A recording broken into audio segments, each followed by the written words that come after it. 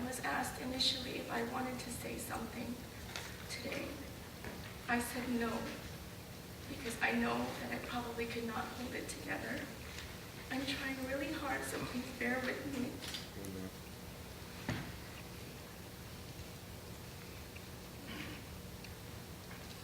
As my mom said, Mama took care of us, Mark and I, when we were still very young. And I thank her for that, because I would not be the person who I am today if she did not step in when my mom was having problems raising Mark and I. Mama was very strict, especially in clothing. If I would come out of my room wearing something not as traditional as she'd like, she would always ask me, "Do we need to go shopping?" I said, "No, I'm fine." She's like, "You have nothing else to wear?" Which is indirectly saying, you need to go back into your room and don't come out until you come with something longer or something with a covered sleeve or something like that. Mama was very conventional Filipino. She was very traditional. I had to be covered at all times, and only until recently was I allowed, I think in my late teens, to walk out in tank top and shorts.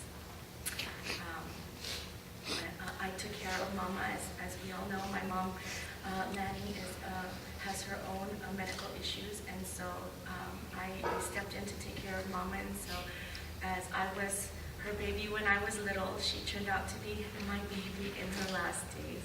We went shopping a lot, and Walmart was her favorite store. So every day after work, we would go to Walmart just to get a little exercise. There's so many stories to tell, and I did have a speech prepared, and I lost it. So I'm pretty much telling you this just off the top of my head. But my purpose for standing in front of you today is to say a special thank you to the people who have been a blessing to me and my family during this very trying time in our lives. I would like to thank my family at Hollandale Church. There's so many of you to thank, and if I mentioned all the names, we would be kicked out of here because I would just ramble on. My Hollandale Church is always willing and able to help at the drop of a dime. Shortly after I called Uncle Dan Rosero to inform him that Mama passed away, I immediately started getting phone calls and text messages asking from my Hollandale family, asking how can we help, let us know if you need anything. I'd like to thank my family from my work at the Palma Hospital, who even though they told me to stay home, I came into work, and the support from my colleagues is just immeasurable. I would have breakdown moments at work, and my coworkers would just turn on some YouTube song and just start dancing in front of me to try to distract me, which I greatly appreciate. Guys, it's been a very difficult week, as you can imagine, trying to plan for the final arrangements and trying to hold yourself together. It's a very difficult task for which I wish this on no one.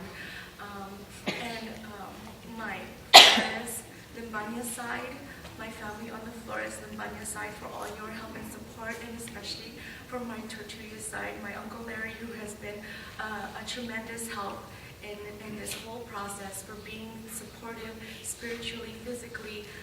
He's offered his services to our family as far as financial and something as simple as giving my mom and my brother a ride. I'm not going to drag this on anymore, but I'd just like to share my mama's her favorite little saying, that every time I would leave or even come home, she would always say, "Ning, keep a prayer in your heart."